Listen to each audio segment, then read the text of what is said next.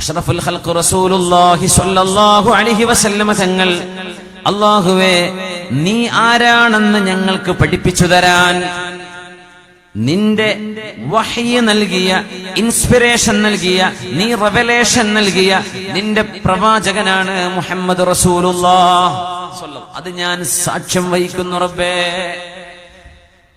ഇതൊരു അമുസ്ലിമായ ആള് ഇസ്ലാമിലേക്ക് കടന്നു വരുമ്പോ എത്രയോ അനുഭവങ്ങൾ എനിക്കുണ്ട്.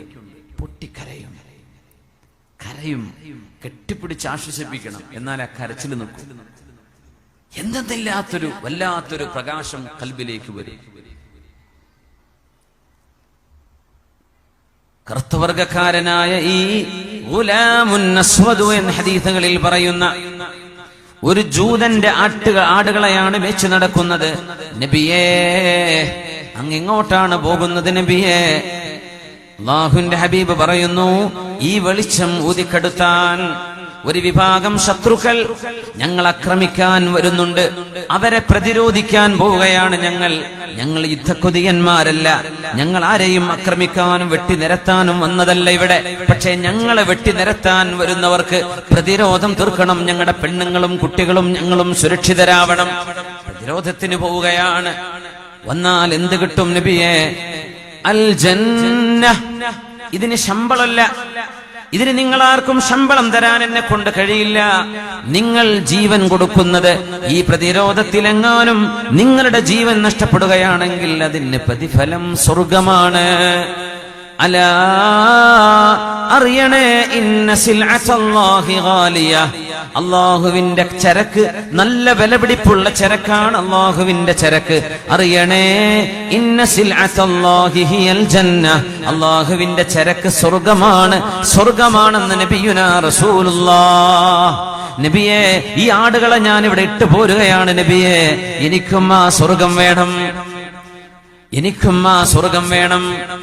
അല്ലാഹുവിന്റെ റസൂൽ സ്വല്ലല്ലാഹു അലൈഹി വസല്ലം സെക്കൻഡുകൾക്ക് മുമ്പ് മുസ്ലിമായ ആ മനുഷ്യന് ചില കാര്യം പറഞ്ഞു കൊടുക്കുന്നു. നിങ്ങൾക്ക് കൂടെ വരാം, പക്ഷേ നിങ്ങൾ ഇപ്പം വരരുത്.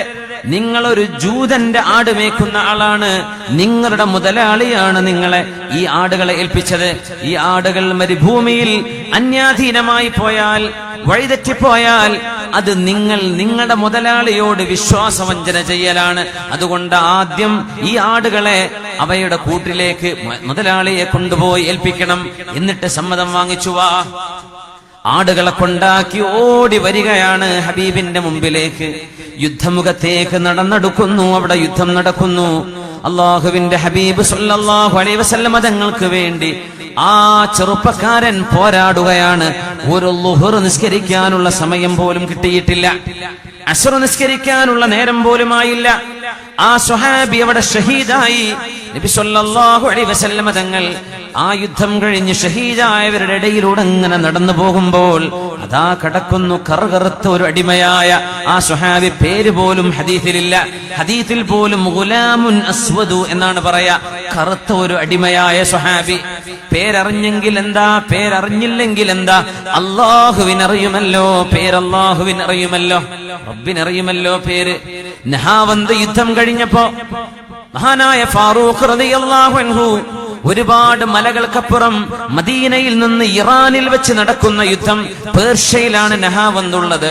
അവിടെ യുദ്ധം നയിക്കുന്ന സാരിയ റളിയല്ലാഹു അൻഹുവിനോട്, യാ സാരിയ അൽ ജബൽ അൽ ജബൽ അൽ ജബൽ, സാരിയ ആ മല നോക്കണം, ആ മല നോക്കണം, ആ പർവ്വതം നോക്കണം സാരിയ എന്ന് നബി തങ്ങളുടെ പരിശുദ്ധമായ മിമ്പറിൽ നിന്ന് അല്ലാഹുവിന്റെ റസൂലിന്റെ വഫാത്തിന് ശേഷം ഉമർ റളിയല്ലാഹു അൻഹു വിളിച്ചു പറഞ്ഞു, മദീനയിൽ നിന്ന് ആയിരക്കണക്കിന് കിലോമീറ്റർ അപ്പുറത്തുള്ള നഹാവന്തിലേക്ക് അവിടെ നിൽക്കുന്ന സാരിയ റളിയല്ലാഹു അൻഹുവിന്റെ മുസ്ലിം സൈന്യം മലയുടെ ഇപ്പുറത്താണ്, മലയുടെ ബാക്കിൽ നിന്ന് സൈന്യം വരുന്നുണ്ടെന്ന് വിലായത്തിന്റെ വെളിച്ചത്തിൽ മഹാനായ ഫാറൂഖ് റളിയല്ലാഹു അൻഹു മദീനയുടെ മിമ്പറിൽ ഖുത്ബയോതുന്ന ഇടയിലാണ് വിളിച്ചു പറഞ്ഞത്. ആ പറഞ്ഞത് സാരിയ റളിയല്ലാഹു അൻഹു കേട്ടു. അവിടെ നിൽക്കുന്ന സൈന്യം സാരി റളിയല്ലാഹു അൻഹു കാണാത്തത് ഉമർ റളിയല്ലാഹു അൻഹുവിന് അല്ലാഹു കാണിച്ചു കൊടുത്തു. ഉമർ തങ്ങൾ മദീനയിൽ നിന്ന് വിളിച്ചു പറഞ്ഞത് സാരി റളിയല്ലാഹു അൻഹു കേട്ടു. സൈന്യം പറഞ്ഞയച്ചു മലയുടെ പിന്നിലേക്ക് ആ സൈന്യത്തെ തുരത്തിയോടിച്ച് വിജയം വരിച്ചു. ഇതെല്ലാം ഉമർ തങ്ങൾ അത് കണ്ടതും ഉമർ തങ്ങൾ വിളിച്ചു പറഞ്ഞതും സാരിയ തങ്ങൾ അത് കേട്ടതും മിൻ ജുംലത്തിൽ കറാമാത്ത്, മഹാന്മാരായ സ്വഹാബിമാരുടെ കറാമത്തുകളാണെന്ന് പ്രഗത്ഭരായ ഹദീസ് പണ്ഡിതന്മാർ വളരെ സ്വഹീഹായ ഹദീസുകളാണിത്. സാരി റളിയല്ലാഹു അൻഹു മടങ്ങി വന്നപ്പോ ഉമർ റളിയല്ലാഹു അൻഹു ചോദിച്ചു, സാരിയ, ആരൊക്കെയാണ് ഷഹീദായത്? ഫുലാനുൻ വ ഫുലാനുൻ വ ഫുലാൻ, 2-3 സ്വഹാബികളുടെ പേര് പറഞ്ഞു. ഉമർ തങ്ങൾ വീണ്ടും ചോദിച്ചു, സാരിയ, പിന്നെ ആരെങ്കിലും ഷഹീദായിട്ടുണ്ടോ? ഉണ്ട് ഉമറേ, ഫുലാനുൻ വ ഫുലാനുൻ വ ഫുലാനുൻ വ ഫുലാൻ, ഒരു 4 ആളെ പറഞ്ഞു കൊടുത്തു. ഇനി ആരെങ്കിലും ഉണ്ടോ സാരിയ ഓർമ്മയുള്ളത്? മഹാനായ സാരി റളിയല്ലാഹു അൻഹു പറഞ്ഞു, ഉമറേ, വേറെയും ആളുകൾ ഷഹീദായിട്ടുണ്ട്. ലാ അഅരിഫുഹും, അവരുടെ പേരെനിക്ക് പറയാൻ അറിയില്ല എന്ന് സാരി റളിയല്ലാഹു അൻഹു പറഞ്ഞപ്പോ ഫബകാ ഉമറു, ഉമർ റളിയല്ലാഹു അൻഹു കരഞ്ഞിട്ട് പറഞ്ഞു, സാരിയ, പേരറിഞ്ഞില്ലെങ്കിൽ എന്താണ്? അല്ലാഹു അഅലമു ബിഅസ്മാഇഹിം, അവരുടെ പേരുകൾ അല്ലാഹുവിന് അറിയുമല്ലോ സാരിയ, അല്ലാഹുക്കറിയും. വേറൊരുപാട് ആൾ ഷഹീദായിട്ടുണ്ട് ഉമർ എന്നവരെ, പേരെനിക്കറിയില്ല. സാരല്ല സാരിയ, സാരല്ല, അവരുടെ പേര് അല്ലാഹുക്കറിയുമല്ലോ. മതി മതി മതി സാരിയ, മതി മതി.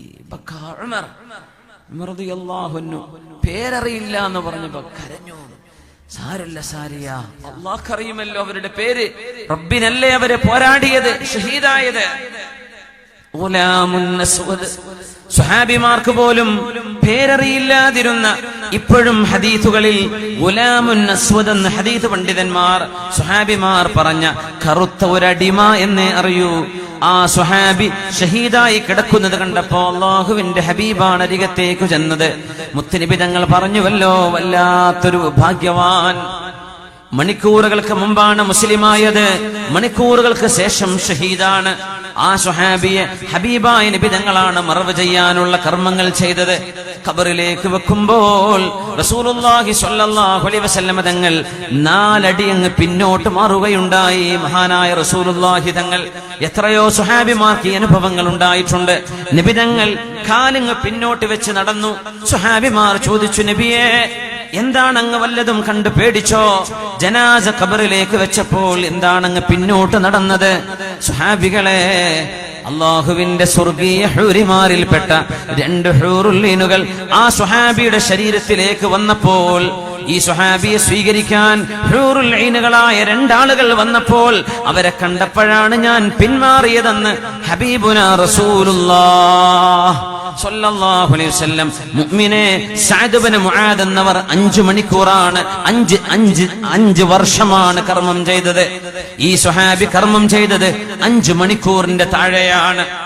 5 മണിക്കൂറിൽ താഴെ ജീവിതം നന്നാവുകയാണെങ്കിൽ ആ മണിക്കൂറുകൾ മതി. കഴിഞ്ഞ കാല തെറ്റുകളിൽ നിന്ന് പശ്ചാത്തപിച്ചാൽ പാപങ്ങളിൽ നിന്ന് തൗബ ചെയ്ത് മടങ്ങുന്നവർ ആ തെറ്റ് ചെയ്യാത്തവരെ പോലെയാണ്.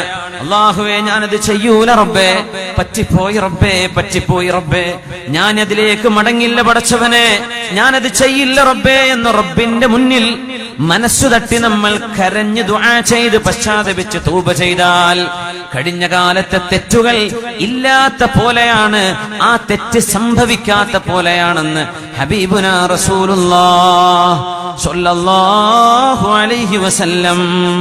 അതുകൊണ്ട് മുഅ്മിനേ, ലഭ്യമായ ജീവിതം എത്ര ചെറുതാണെങ്കിലും നമ്മൾ 20-ൽ മരിക്കുമെന്നിരിക്കട്ടെ, 30-ൽ മരിക്കട്ടെ, 35-ലോ 40-ലോ മരിക്കട്ടെ, 50-ഓ 60-ഓ ആവട്ടെ, അതിലേറെ പോകട്ടെ, ചെറുതാവട്ടെ, സമയം വിഷയമല്ല, കാലത്തിന്റെ ദൈർഘ്യം അവിടെ വിഷയമല്ല.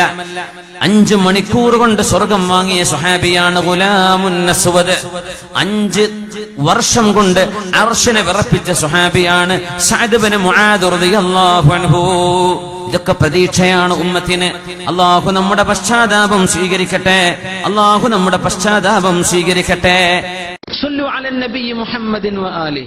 اللهم صل على سيدنا محمد وعلى آل سيدنا محمد وبارك وسلم عليه. اللهم صل على سيدنا محمد وعلى آل سيدنا محمد وبارك وسلم عليه. ഒരുപാട് സ്വലാത്ത് നമ്മുടെ ഹബീബിന്റെ ഹളറത്തിലേക്ക് എത്തും. അള്ളാഹു എത്തിച്ചു കൊടുക്കട്ടെ, അവിടുത്തെ അള്ളാഹു സന്തോഷിപ്പിക്കട്ടെ.